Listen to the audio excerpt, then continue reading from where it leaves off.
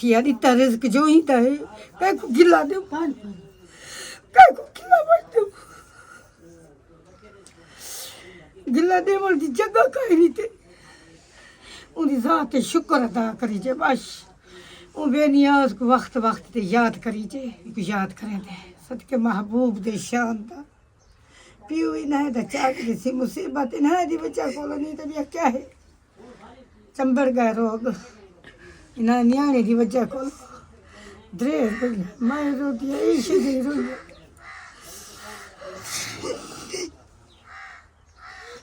चुप चुप चुप चुप चुप चुप चुप चुप चुप मारो बाप ना बन चुप चुप चुप चुप मिठू चुप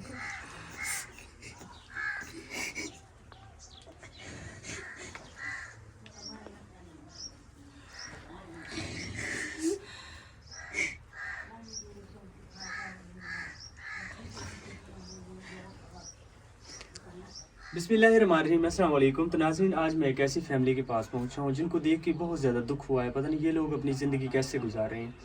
यहाँ पर 5 अफराद रहते हैं, 5 ख़वातीन हैं जिसमें 4 बेटियां हैं, 1 माँ जी है। ये जो सामने बैठी ये इनकी माँ है।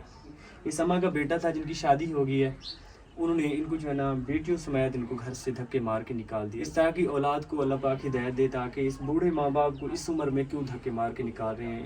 इन्होंने उनको पाल पोस के बड़ा किया, उनकी शादी की। जब उनकी शादी हुई, उनकी अपनी बीवी आई है, जब उनके अपने बच्चे हुए हैं तो उन्होंने यहाँ अपने घर से जाना इनको निकाल दिया।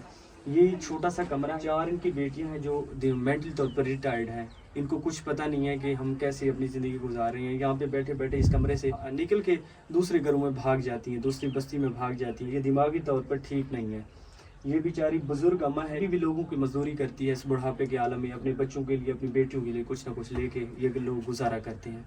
ये मेरी बहन भाइयों वो लोग हैं जिनके ऊपर आपकी ज़कात और ये चीज़ें लगती हैं, इस चीज़ के हक़ रखने वाले हैं। बिल्कुल इस तरह की फैमिलीज़ मुझे जहाँ भी नज़र आती है, इनका पैगाम मैं आप लोगों तक हर वक्त शेयर करता रहता हूँ। जो भी लोग अल्लाह की रज़ा समझ के मेरे साथ इस काम में हिस्सा मिलाते हैं, अल्लाह पाक उनका दिया अपनी बारगाह अक़दस में कबूल करे। ना ही इनका कोई वाशरूम है, ना ही इनका कोई हैंड पंप है।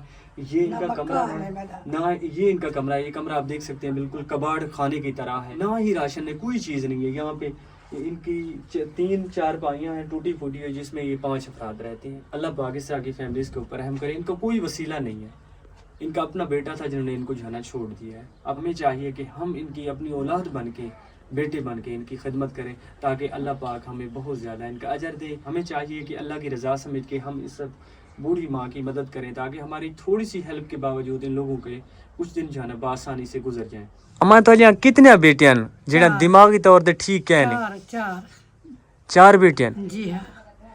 तारे पोत्र तो आपको छोड़ देता है? जी हाँ। तो मेरी माँ आपको दुख होता है? जी हाँ, त्रे आते त्रे दुख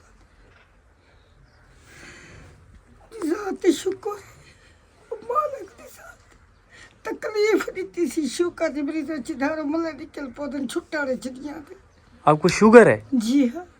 आपकी बेटियां हैं? ब्लड तेज थी, उधर लगता रही जमरीज हैं पिया। अच्छा, ये बेटियां आपकी जो हैं ये दिमागी तौर पर ठीक नहीं है? नहीं, त्रे थी ये तकलीफ आखिर धीरे जहन पिया तकलीफ तो थी उनको। हाथ पैर वजूद कबते वेदा अम्मा मच्ची बच्ची शादी बदी है कसे वगे मैं डरदिया जलती वजो गोला वो कुसादा वो को गोला वो कुसादा वो बेनिया दी रजा ते राजियां जिवें रब राजी हो वो इंसान राजी हो जिवें रब राजी होवे उनकी ज़ात लख लख शुक्र अदा करे दे हैं। वो मालिक के हर इंसान दा हिला वसीला करने वाला भी आप है। तो प्यारे बहन भाइयों, ये जो अम्मा है ये बेवा है, इनकी 4 बच्चियां हैं, वो दिमागी तौर पे भी रिटायर्ड हैं, ये यतीम है। इनके जो शौहर हैं इनके वालिद फौत हो गए हैं।